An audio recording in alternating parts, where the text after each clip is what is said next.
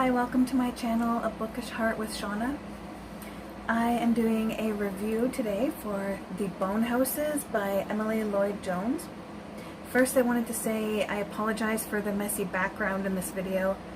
My house is a horrible layout, and there's nowhere in my house where I've been able to sit or stand in front of my bookshelves and have a proper background for these videos, so I'm working on finding a space, but for now I apologize.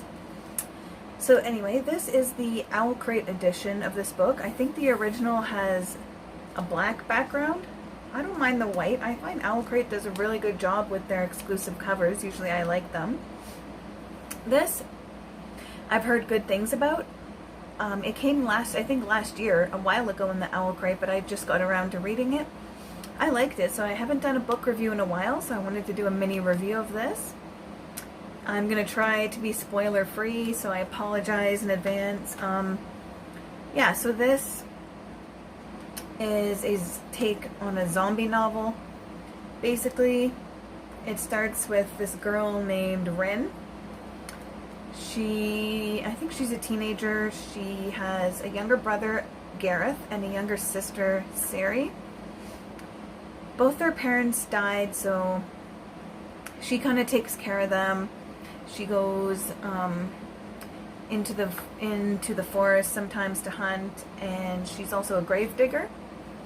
So that's how she gets her money, by burying people's loved ones. And she's trying to take care of her family. They were abandoned by their uncle, who was their mother's brother, who was living with them, but he had gambling debt and he kind of took off and no one knows where he went.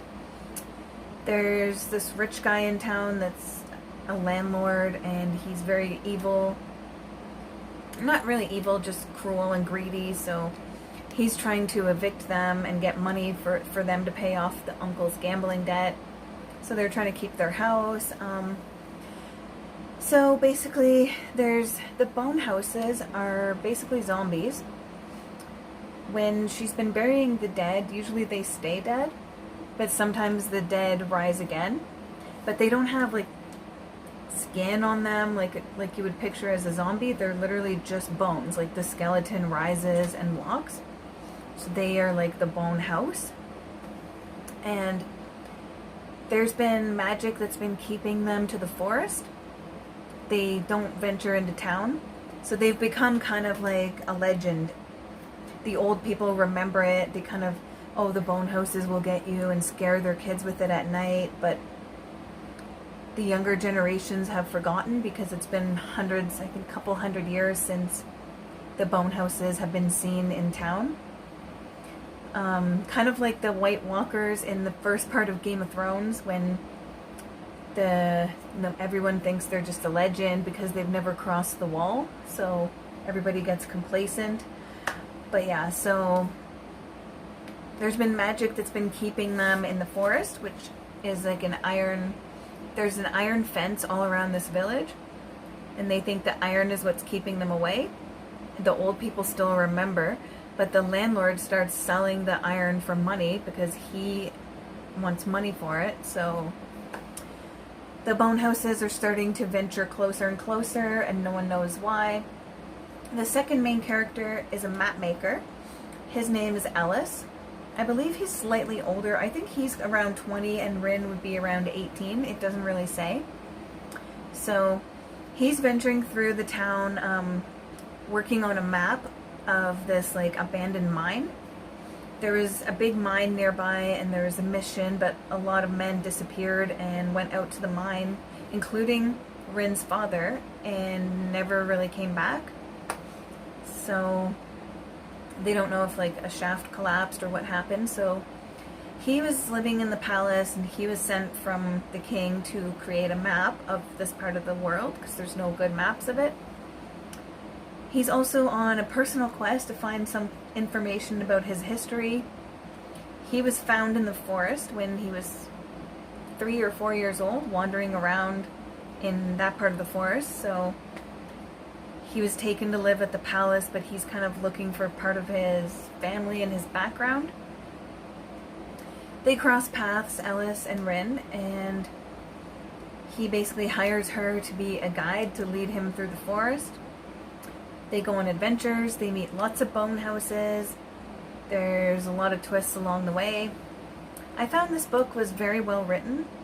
It was interesting, it was a quick pace, I wanted to keep reading it.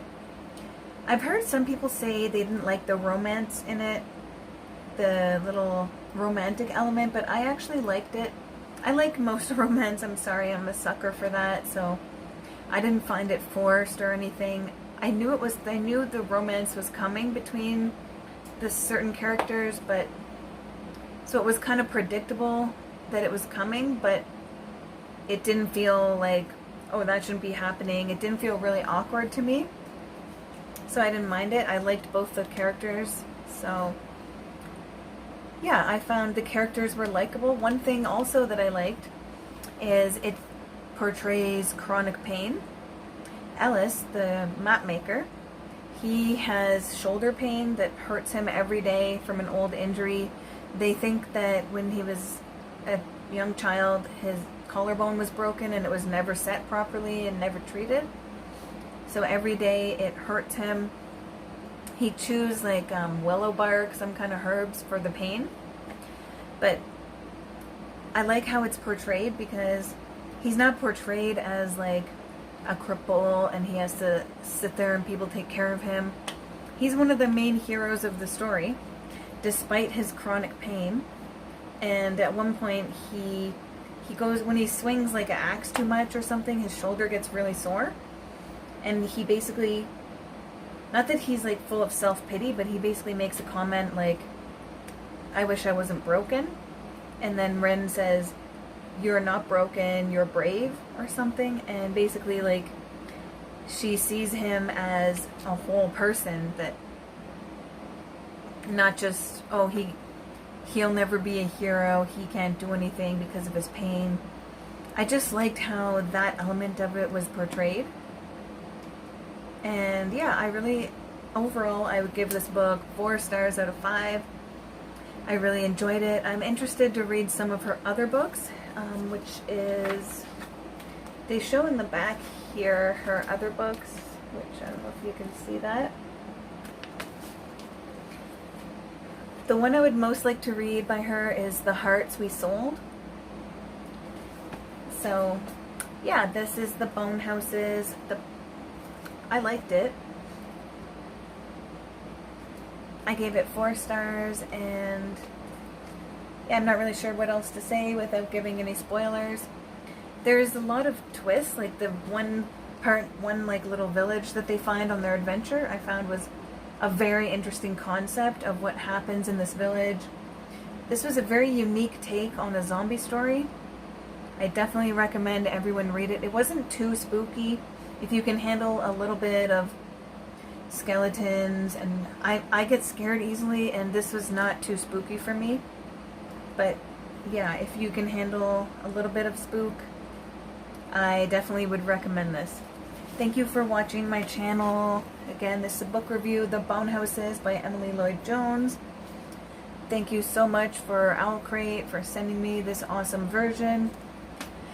Thank you for watching. Check back soon for some more content. Bye everyone. Have a good day.